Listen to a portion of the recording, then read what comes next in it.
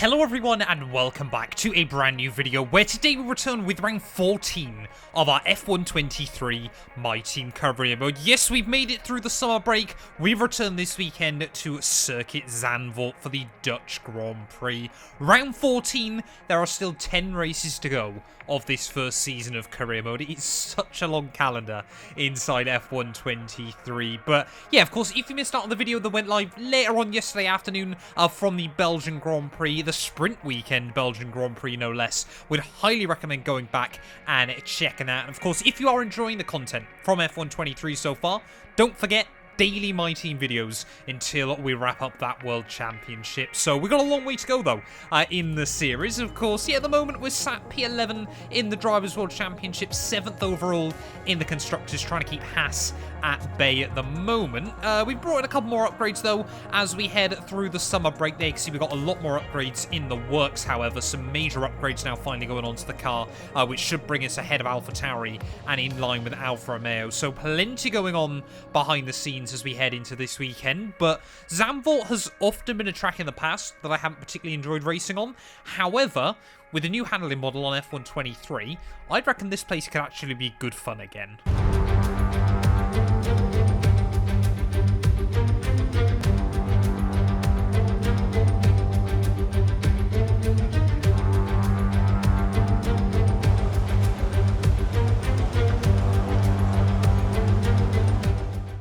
So, of course, Zandvoort with some major changes then inside F123. Of course, the DRS zone has now been extended. And obviously, you know, we drove around this circuit back in Breaking Point. Haven't decided whether I'm going to bring that back or not, to be honest. I think just, yeah, I probably ought to play it through at some point. I might stream it over on my Twitch channel one evening if I really feeling like it as well. Of course, you know, need to bring back the Williams Road to Glory ASAP as well. But yeah, I don't know what it is. Just obviously the Breaking Point videos don't tend to do as well on YouTube, I don't think. I think a lot of people rather play it themselves rather than watch someone else play it. But yeah, maybe I'll just do it behind the scenes at some point in the future. But yeah, of course, we did do some driving around here. Obviously racing with Callie Mayer in the Trident F2 car, which of course was very, very good fun. So I kind of know obviously a lot of the subtle nuances and the tweaks to this venue. Still got to be careful of the understeer through there. But yeah, I like Zandvoort. It's a good fun circuit. It's just the last couple of F1 games, it's been, I mean, F1 2021, it wasn't too bad, but F1 22, it was just a bit of a nightmare to drive on, where a lot of the corners are quite free-flowing on exit. Of course, it was always trying to balance the throttle out, which was never particularly easy. Big wobble there, as I've got to remember to open up the DRS as early as possible. Clearly they haven't changed the graphic for it though, but 430 points, that's going to be a purple score. Anyway, out of the final corner then to finish off my race simulation run, another pretty easy purple score. This is promising as we head into the rest of the weekend, but that can all immediately be squashed when we get into qualifying.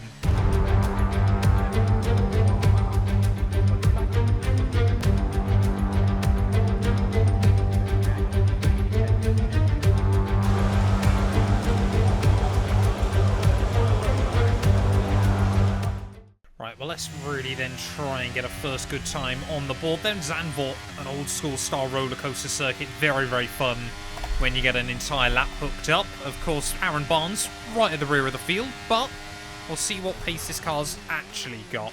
Would love to know if you put him in a truly dominant car like what we had back on F1 2021 in one of our My Team seasons then, where he'd still finish. Like, would he be mid-table? Would he actually be able to fight for a world championship? Could you make Aaron Barnes a world champion inside F123? I guess that's what I'm asking. Rather than thinking of clickbaity YouTube titles, I've got to make sure I actually finish off my qualifying lap here from Zandvoort as we round our way through the final couple of turns, though. So far, it's been fairly clean and tidy. We're pretty close to Yuki Tsunoda's time coming into Sector 2, so what are we going to be able to do as we come up over the line? We go 19th there, so we're pretty... I mean, we're not great, but we're about where we should be, which is quite sensible, and I reckon there's a bit more time to find. Alright, well, as we know, Zandvoort, very, very short circuit in terms of lap time, so the times are incredibly bunched up at the moment. We need about another 2-3 tenths of a second to want to see ourselves into Q2, but of course every other driver that needs 2 or 3 more tenths of a second is also back out onto the circuit trying to go for it. Sweat mode's going to have to be engaged. Can we try and get ourselves inside the top 16?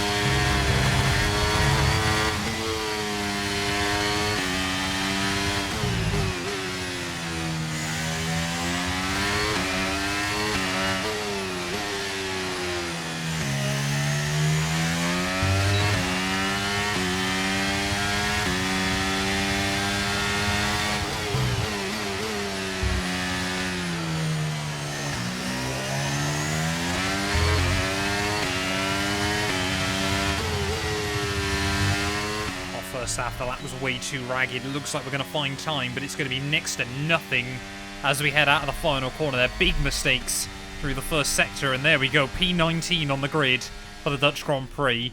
That one really felt like... Oh, P18 in the end. But yeah, that one really felt like it got away from us. There we go then. Charles Leclerc again fastest at the end of Q1. How many times have we said that in recent weeks? But Alonso running up in P3 there. Clearly Aston Martin's upgrades working nicely. Max Verstappen, P7 though for the Dutchman. So I'll have to watch out for him at his home GP there. We did get the jump on Yuki Tsunoda when all is said and done. I mean, we're not too far away. Only 6/10 away from the potential top 10 here. So I reckon we've still got good pace. I reckon we can still fight here a little bit further up the order. Let's get into it though. It's Dutch GP time. Before we jump into that though, I want to talk about today's video sponsor, Headout. We all want to go to Formula 1 Grand Prix in 2023, but ticket prices seem to always be increasing. Headout offer the best prices available to every single Grand Prix on the 2023 calendar, and I've partnered up with them to try and spread awareness to you all. Click the link down in my description below and you'll be taken to their offers page, and if you use my unique code MAT30, you'll get an extra 30% off when you purchase. You'll also help support the channel in the process. Headout are a trusted seller and offer some of the best seats available for Formula 1 races, so a massive thank you to them, and let's get back into the video. For years, the passionate Dutch fans have been easy to find trackside in races across Europe. Here this weekend, it's even easier to find the Dutch fans as they have a race to call their own once again. A warm welcome to all of our viewers in the Netherlands and around the globe, of course, as we get underway for the Dutch Grand Prix. 4 lefts and 10 rights make up the 14 corners of the narrow and demanding Zandvoort circuit, with plenty of peaks and valleys over the course of the 2.6-mile lap, which will demand absolute concentration from our drivers here today. It's time to take a look at our starting grid for today's race. A fantastic effort from Charles Leclerc yesterday, and it's put him on pole. And a very happy Carlos Sainz will start second. Considering the rest of the grid, we have Hamilton, Verstappen, Perez, Fernando Alonso, Norris, Russell, Gasly, Bottas, Magnussen, Ocon, Hulkenberg, Stroll, Joe, Albon, Oscar Piastri, Mr. Monaco, Tsunoda, De Vries, Sargent, and the reserve driver rounds off the grid. And now it's time to head down to the track. And joining me again for the race today, Natalie Pinkham. Now, can I get your take on Max Verstappen? They've had to change their gearbox, of course, but it's never a good start to a Grand Prix when right off the bat, you have to contend with a grid penalty. But on the bright side, at least those fresh components can help them maintain the power they need to come through the pack. I expect to see them take a much more aggressive approach today to make up for that compromised start. Well, I believe that they were actually talking about George Russell rather than Max Verstappen, but F123, yeah, some of the commentary does seem to go a bit rogue on this game early on. But here we are then on the grid, ready for the Dutch GP, and to be honest, I want to go aggressive on tyre strategy once again. We got to, sort of throw caution to the wind, I think, at the moment, especially when we're starting down in P18, and looks like it wasn't so much caution to the wind, because everyone else has done the same strat, with the exception of Yuki Tsunoda. I must admit, still a little bit gutted, of course, that we didn't get those points from the Belgian Grand Prix, but, we got to get on with it still, see if we can try and score some more points. Not convinced Zandvoort is going to be the track we pick up those points, but we'll give it our best shot nonetheless. Lining up, though, on the grid, ready for the Dutch GP. P18 is not ideal, but we've started from further back before in this series. Only a green score there as we wait on Aaron Barnes at the rear of the field. And let's do this thing then. Try and get a nice, clean, tidy run down towards turn 1. 5 red lights. And it's lights out, and away we go. There's Zhou Guanyu not getting off all too well. Oscar Piastri immediately will have a look to the outside of him as Lance Stroll getting very, very caught up down towards turn 1. And I was honestly expecting that Williams to turn across me. Looks like we just about made it through. Piastri taking up some places then at the start. Stroll and Zhou going backwards. We're going to try see if we can go around the outside through the banking there. Almost 3 wide with the Aston Martin and the McLaren car there. As look at that, Zhou Guanyu cuts across me on the exit. We'll try and switch him off the corner side by side as we head up the hill. Do I really want to be on the outside here? I'm not going to get the choice. Zhou Guanyu again just covers it, and Albon will say thank you very much there. Gets back at the inside.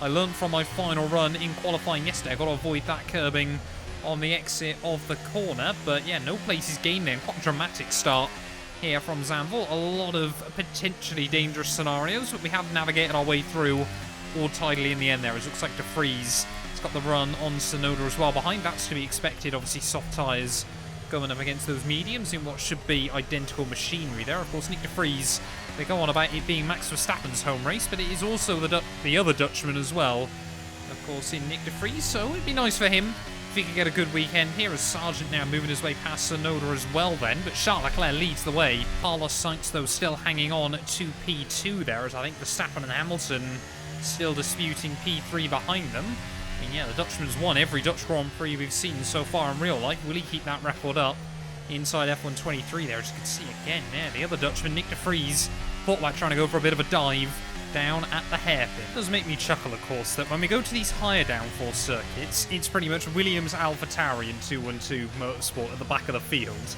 You go to the lower downforce stuff and Albon and I just absolutely come alive trying to fight the other cars a bit further up. We basically have got an orange Williams, it feels like at the moment, in terms of performance. Yeah, we do really need to put more and more focus onto the aerodynamics and the chassis of the car, but yeah, it's just something I've noticed, of course, apart from Monaco, where we were still able to score points there, but that's just because Monaco is Monaco. Nice run out the hairpin that time round, Alex Albon. Are we going to be able to try and find... Oh no, we're way up the hill. No, we're not. Albon slams the door very firmly there in our face, but yeah, seems like I'm running, obviously, understandably, a lot of downforce around this circuit, but yeah, we're able to hang close, but we can't get a run down the front straight. We seem to not get anything there, so we're going to have to be quite creative with the overtakes around here, but this is still a fairly strong track for the AI as well. Here we go, battles going on up the road though. I think that's one of the Haas and the Alfa Romeo cars, so I don't really want either of them in the points, and actually I think looking at the minimap, I don't think they are in the points, luckily, either. And that's just bunching everyone up behind them at the moment. Oh, you cannot attack that curb as well. I keep forgetting that. But yeah, this time round. Whoa! Oh, that was scary. Back end just tried to completely come round on me. Yellow flags out, and now we're back down into P21. We're only ahead of our teammate. And to be honest there, I was quite happy that we were able to keep that one out of the wall as much as anything else, because that could have very easily been damage in this race, but we have survived it. I think we just got to look after the tyres. Sargent and De Vries duking out a little bit further in front of us, but yeah, that tiny moment has really knocked my confidence back around this venue. I think it also took a fair chunk out of the tyres as well, so losing sight of Tsunoda ever so slightly at the moment. Got to focus up, regroup, and just try to keep pushing. Whoa, again, Sargent and De Vries duking it out down towards someone, so a big wiggle then from Logan Sargent, but he has swept through. Now ahead of both AlphaTauri cars there for the Williams driver. He's been very, very quiet so far this season. Albon, of course, a bit like real life, to be honest, has been picking up the headlines. But I don't think Sargent's doing too badly either. But I think Tsunoda's now getting bored of being stuck behind his teammate as well, then side by side between the two AlphaTauri cars. So we head back down towards turn 1 there, and has Tsunoda pulled it off around the outside at turn 1. Isn't a bad move, you can get the car far enough along, and they're still side by side. As we round our way through turn 2 and turn 3 there, I think Tsunoda has now done it. And while the homeboy Nick De Vries now only ahead of our cars, and I'm hoping he's only going to be ahead of one of our cars very shortly. I think Tsunoda's finally remembered that he's actually 2023 Yuki rather than Yuki of 2022 or 2021. But yeah, we are still closing in on De Vries and Sargent. I've been watching these battles going on just in front of me, agonisingly close in front of me, but just have not been able to get into the DRS just yet. But as we get to 1/3 distance, maybe now we can just sneak within that range and start claiming the free time. Well, I was about to have a look as well where the detection point is around this venue, but it doesn't either. It's right at the start of the DRS zone, or it hasn't been updated on the track map, because, well, the DRS zone apparently is still only down the front straight, so I've really got no idea. I'm just going to try and stay close and hope. There we go, Logan Sargent then the first to blink this afternoon. He's going to box into the end of 14, and I'm so happy that tyre pit window has opened up, because I'm definitely coming in at the end of this one. These tyres starting to really feel like they're hitting the cliff. So Sargent might get a bit of an undercut then. We don't quite know when Sonoda's going to pit, of course. But yeah, really our battle is sensibly, I think, with these cars, unless something crazy goes on a little bit further up the road. But yeah, need to try and find a way around Nick de Vries there, as that's the closest we've been since we made that error. Yellow's out. Someone's got issues. It's one of the Haas cars that seems to have either ran off the road. Oh, we got a safety car. Oh, we got a roadblock. Magnussen's binned it then. Okay.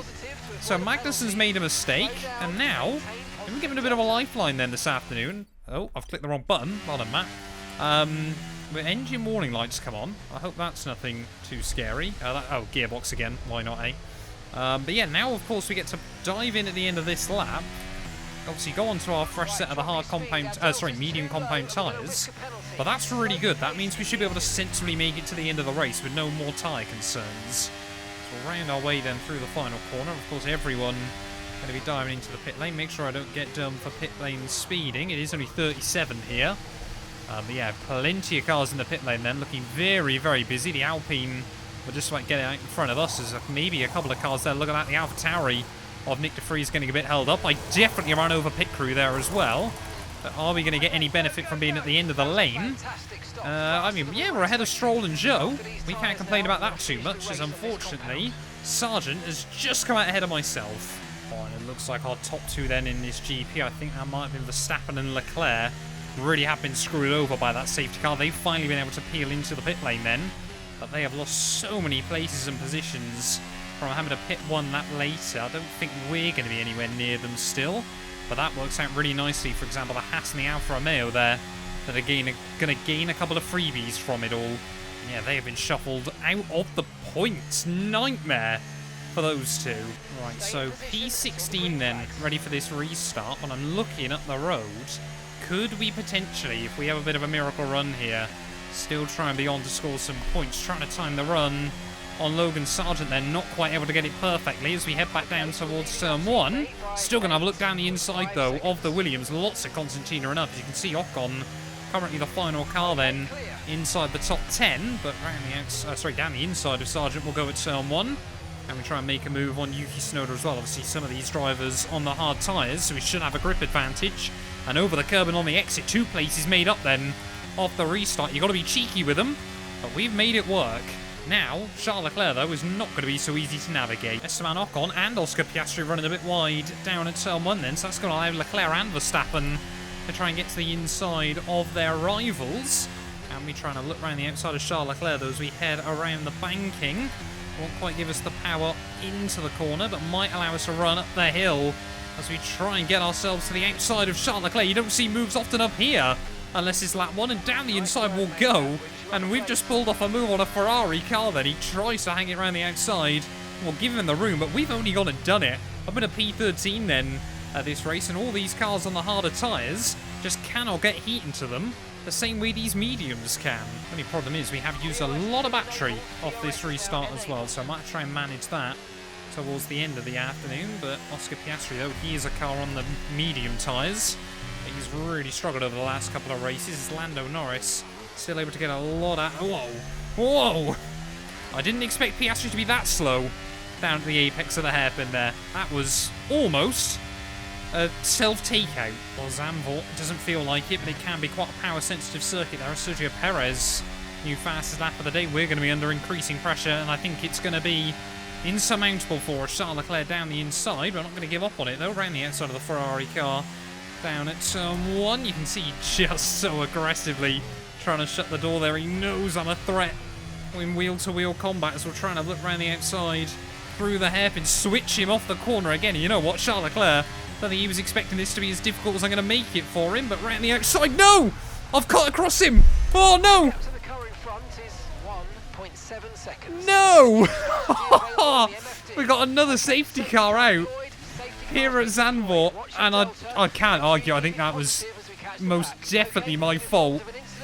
Tried to cut across his nose off the corner. We might have just got a bit too overconfident in the battling there, and that has sent us back to the rear of the field here at the Dutch Grand Prix. Our second safety car of the afternoon. Haven't had that so far this year.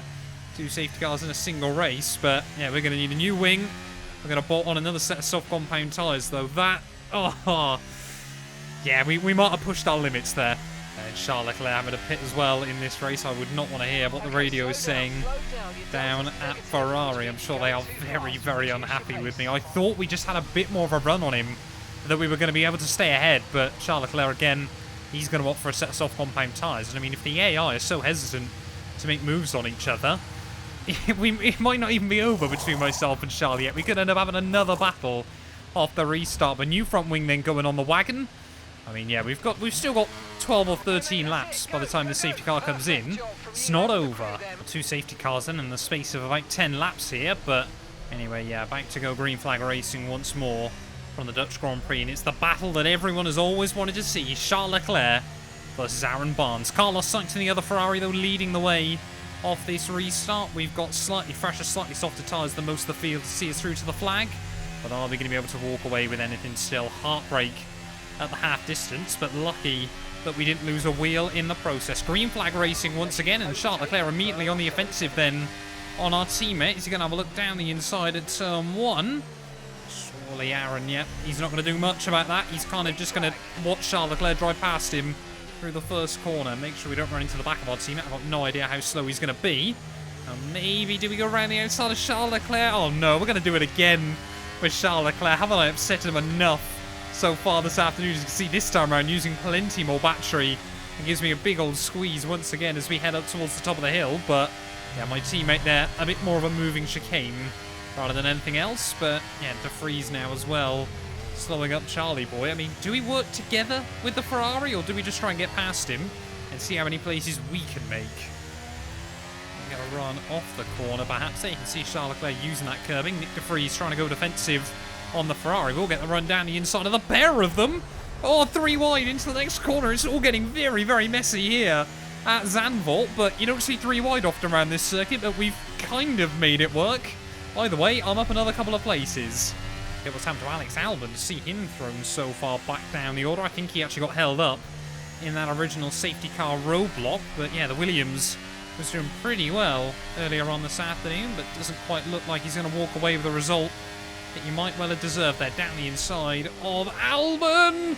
Oh, that was scary. We're taking big risks here at Zandvoort. I mean, we may as well. We got not a lot to lose. And we're through. More battles going on this time around. Stroll trying to look around the inside of Zhou Guanyu at turn 1. So clearly, you know, Zandvoort, it's a track you can still definitely battle at inside F123, which is good to see. At least the AI can anyway. Potentially around the outside. Whoa, that's going to help us out. 1 and 2. As Zhou Guanyu there, a little bit of a lock-up, and will accidentally complete a double overtake then as we head up the hill. Can we make it a third on the Alfa Romeo? Try and have a look around the outside. This is not the place you want to be, but we're going to try it anyway. Zhou Guanyu there, still on the inside through the next corner. I nip a wheel on the grass. Oh, we get bounced out over the curbs there. Zhou Guanyu, oh, we'll hang on to it. I mean, oh, come on. Keep the car in a straight line up the inside of Stroll still. What is going on here late on in the afternoon? The elbows are out, the gloves are off. It is all kicking off here at the Dutch Grand Prix. Can we have a look down the inside? No. I will try and be somewhat sensible on occasion. Stop me though, trying to get a run out of the final corner up the inside, and there might have been a tiny bit of contact there with Zhou Guanyu. Didn't feel anything. But either way, we got under the Alfa Romeo and he kind of jumped out of the way. P15 now. We're making good progress still. Less than 10 to go. Could we score points? We've got over Logan Sargent though as we make our way through this middle sector. He's on older, harder tyres in a car that is not that much quicker than our own. Surely he's going to be a sitting duck then as we head out onto the short back DRS straight, I guess you could call it, down around the outside then of the Williams. We'll give him the room on the apex. We had to have confidence in him that he wouldn't miss the apex, but we're through and we're up another spot. About to start that 30 then. Yuki Tsunoda just trying to hang on to the coattails of the cars in front of him. Yeah, I don't know what it is about Yuki. He just seems to be able to find himself back in a semi-respectable position as well. Valtteri Bottas, that is not a semi-respectable position to be down in turn 1. They're almost in the gravel trap. And suddenly now he's been forced down into P12. Can we try to look around the outside of Tsunoda behind him though? Use the grip, use the camber that these tyres are providing, and we'll switch him off the exit of the corner then. These tyres definitely still got a bit of an advantage, but it's not much anymore. A second time then we're going to be trying to look around the outside. This time around though might be a little bit easier. We've got yellow flags out further back. Don't know who's got issues. Don't hit that curb. That's why I didn't want to hit that curb. I'll go rally crossing our way through the next corner. Sonoda will say thank you very much, and it appears to be the other Alfa Romeo, Zhou Guanyu, who late on in the day is out of the Dutch Grand Prix. Looks like Charles Leclerc pit again then, so he's going to try and claim fastest lap point. But yeah, unless something beyond crazy happens, Charles Leclerc is having a disaster here, as there is the stricken Alfa Romeo. Yellow flag's still out, but again now green flag's unleashed. Oh, so tempted just to send one down the inside of Sonoda through that next corner, but just trying to hang close to the AlphaTauri to make our way through the middle sector. Come on, get on that DRS. No, I short shifted too much. Too used to playing F122 still. We need to get round Yuki. There's still that tiny belief that we could score a point or two here. Try and get a run out of the final corner. I'm going to completely drain the battery this time round. The AlphaTauri car there appears to have lost the DRS. The cars in front of him. Down the outside will go. Late on the brakes. We'll try and squeeze Yuki as best as possible. And we're through. P13 now, late on in the afternoon. As one of the Haas cars, I guess it's Magnussen, I think, really started to struggle. On 3 laps to go, we are now all over the back of Valtteri Bottas, but I can't help but feel the tyres are starting to give up the ghost a little bit here. Magnussen might try and look for a run back on on Pierre Gasly even. He's just been leaking positions like a sieve late on in the afternoon. You can see they're side by side again through turn 1. Sorry, it's Hulkenberg, isn't it? Of course, just behind Pierre Gasly, but again, nothing for the Haas car there. I mean, it works nicely for us, of course, because I don't want them scoring points. As now, a little bit of wheel banging of Valtteri Bottas as we head out of the first couple of turns. Side by side once more as we head up the hill. Completely drain the battery around the outside. Oh, there's contact. I think I might have squeezed Bottas a little bit too much that time round, but we've both lived to fight another day, and now the points are right there. But these tyres, you can just see we are, really just trying to hang on. Here we go, Hulkenberg, Gasly again side by side. So we head back down in towards the first corner, but Bottas to the inside of myself. Again, though, the Alfa Romeo, he's going to try and keep it there. Will he be able to do so? Not quite, as Hulkenberg has made the move stick then on Pierre Gasly. So, of course, this is quite big for us championship ramification-wise, because 4 points for a Haas would bring him, I can't remember whether it be directly alongside us in the championship or 1 or 2 points back. I can't quite remember off the top of my head, but it's been a valiant effort from us after that late race safety car that I may or may not have caused. But I don't think we're going to get points here. Go around the final corner then to start the last lap of the Dutch Grand Prix, and I think it's one of the Mercs that is leading the way at the front. Still clearly got big wear on some of those components. The engine giving up underneath us. Gearbox 70% wear. Again, we really are going through gearboxes so far this season, but it's not going to be the end of the world to me. So we just make our way through these first couple of turns. You can see again, we've tried to look after the tyres. A little bit better. And then immediately you just put a load of wear through them, a load of temperature as well as we head back up the hill. But to be honest, I wasn't convinced we were going to score points anyway after we were on that charge before the contact with Charles Leclerc. So the fact we managed to go from the back of the field again and get so agonisingly close shows the pace and the potential we've got when we really do get our elbows out inside F123. I think it's going to be Hamilton who's going to win the Dutch Grand Prix, though, so I'm sure, to be honest, not a lot of people in the grandstands want to see this one. I mean, they've all really come here to cheer on one man and one man only, but out of the final corner, Mercedes on top. It's George Russell, who takes the win here at the Dutch Grand Prix. Their sights will come through for P2 ahead of Lewis Hamilton and Sergio Perez, but out of the final corner for us, it's going to be P12 in the end. A much better result than I thought it, and a pretty crazy race. All right, race over. Take care of the car on the way in.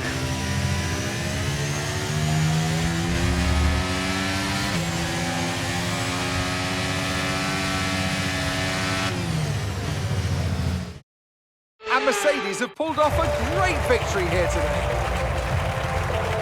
So, Natalie, what do you think helped them deliver this result? Well, what a race. At the end of the day, it is all about raw pace, and our winner had it in spades today.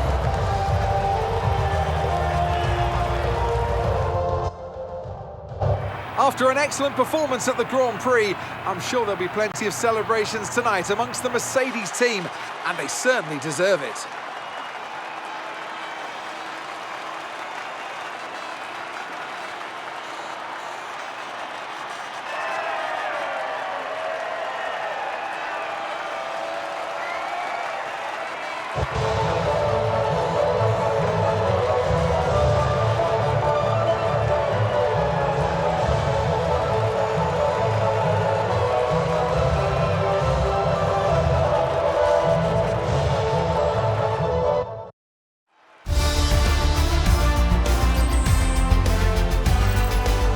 Let's have a quick look at how the drivers' standings have changed. Max Verstappen should be pleased with his performance, making gains at the top of the table. So then, Natalie Pinkham, who would you rank as your driver of the day? I have to give it to Miss Monaco. I think the fans just want to see someone try really hard. Pure tenacity out there on the racetrack, and they got exactly that. I can see why they're a fan's favourite. So popular. Let's move on to the constructors. And pulling further ahead in the standings, it's Red Bull. I'm equal parts exhausted and elated with this weekend of Formula One, so be sure to join us for the next one. Well, there we are then, the end of the Dutch Grand Prix, and I'm not quite sure why I missed Monaco inside F123. I'm pretty certain I'd set myself up as Mr. Monaco, but yeah, there we go. Natalie Pinkham, she does what she wants, I suppose. George Russell takes the win, though, ahead of Carlos Sainz and Lewis Hamilton. Alonso follows Perez home, even, in a Red Bull sandwich there. And yeah, I mean, Max Verstappen, a pretty good recovery drive there to 6th place after getting screwed over by the safety car. Lando Norris, another best of the rest for him, ahead of Nico Hülkenberg. And then both Alpines rounding out our top 10 there. And yeah, Piastri, after I gave him a little bit of stick early on, did a pretty good race there to come through for P11 when all is said and done. Zhou Guanyu, the only car not to make it to the checkered flag, but quite a crazy race this weekend with 2 safety cars. It does, though, mean with that result, Gasly now ahead of myself. We're back down to P12 in the Drivers' Championship. Verstappen, though, a 50-point lead over both Charles Leclerc and Sergio Perez, with Carlos Sainz again just building up a little bit of a gap ahead of both of those Mercs there. I mean, 1 point between both Mercedes drivers. The battle between them will continue to rage on. Constructors-wise, though, it is now all square between ourselves and Haas as we leave the Dutch GP, so we desperately need to try and put a few more points on the board because Haas have been looking more and more competitive with each and every racing weekend so far. We'll be back tomorrow, though, at the Temple of Speed. That is off the Minna circuit that can deliver some quite crazy racing as well. Thank you all so much for watching, and like I said, yeah, we'll be back very, very soon with more F123 content. None of these videos would be possible without the help of our channel members, so a massive thank you to all of the names you see on your screens currently for helping support the channel. You can join them by clicking the join button down below, and yeah, thank you once again to everyone that continues all the insane support on my work.